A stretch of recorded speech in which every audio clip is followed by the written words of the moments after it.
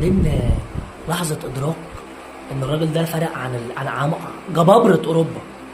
عد معايا: مبابي، ليفاندوفسكي، فينيسيوس جونيور، هاري كين في المانيا في البايرن.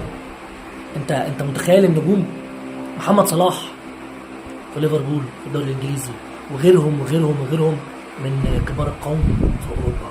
مرموش لعيب يستحق التحيه. اركن بقى كل ده على جنب وتعالى هات لي تكنيك الراجل ده في الشوط. عنده تكنيك شوط يخرب بيت جمال عظمه كده، مفيش كده.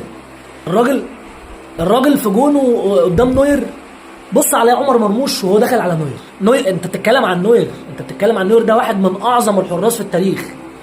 شوف الراجل داخل وخطوتين ومهدي وباصص له مش باصص في الارض، وقفل الكرة قفله في البعيده. نوير لحد اخر لحظه نوير مش عارف الكرة رايحه فين.